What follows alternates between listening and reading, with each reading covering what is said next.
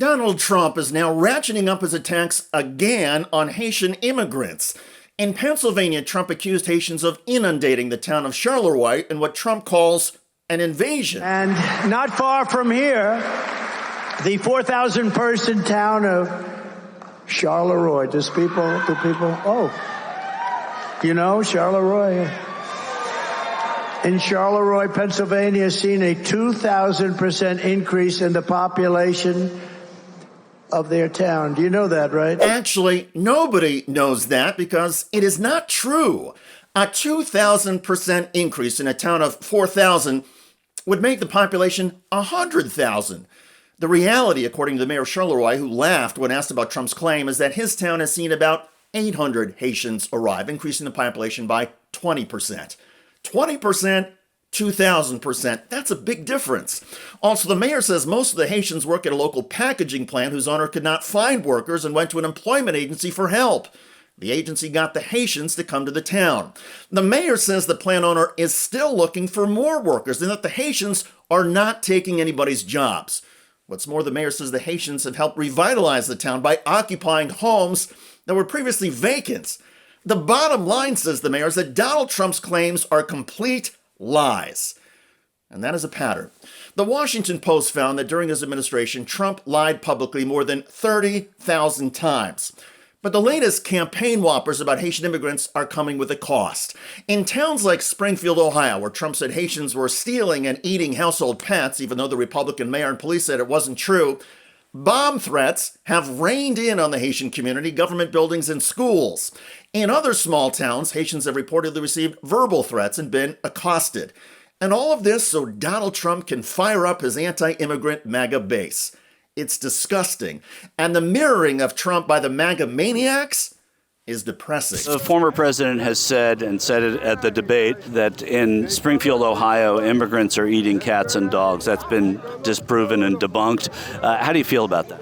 Honestly, I don't like it. That's not what us Americans do. That's not how we live. We fish and stuff like that. We hunt for our food. As American, that's what we used to do. If you really need to eat food, there's homeless shelters if you want better food, like PB&J's, applesauce, stuff like that. But don't be eating our pets. I have a dog myself.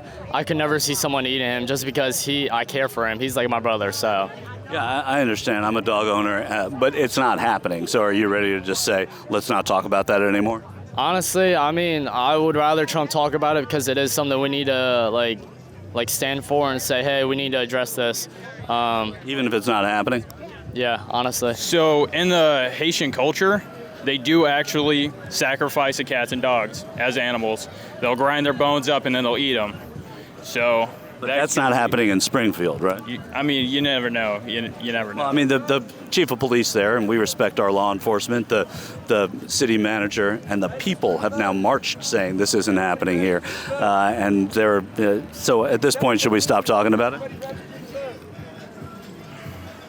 I mean, I'm asking you, or should we stop talking about something that's been proven to not be? It's 100% proven. I'm not from there, so I can't speak on their behalf. This thing about in Springfield, Ohio, that people are talking about eating cats and dogs, yeah. Do you believe that?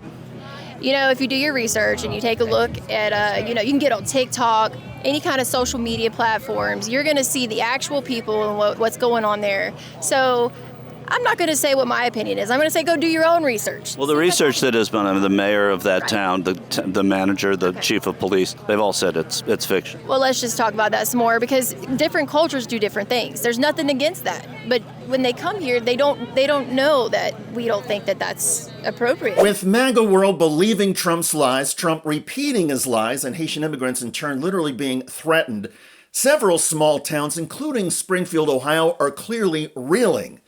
Recently, MSNBC spoke to residents of Springfield about what they are seeing with the Haitian community and the impact of all of this. So it was a very terrifying feeling, but I was also enraged because I know that a lot of it is rooted in lies against the community that has shown me a lot of love. All this activity with the bombing threats and stuff, I mean, it has a little bit of an impact on the kids. They're kind of scared. What's going on right now is really chaotic and hectic.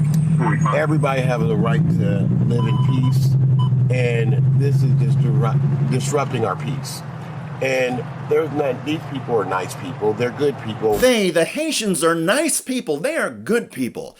And by the way, they are also documented and in the United States legally. Despite the lies from Donald Trump and his running mate J.D. Vance that the Haitians are undocumented migrants, the Haitians have paperwork and are in the United States in accordance with U.S. laws. Many of the Haitians were already living in Florida and moved to the Midwest because of job opportunities and a lower cost of living. But those are all inconvenient facts for Donald Trump, and despite Trump being repeatedly called out on his lies by Republican mayors and the Republican governor of Ohio, Donald Trump is doubling down on his false claims and stoking more hatred and division.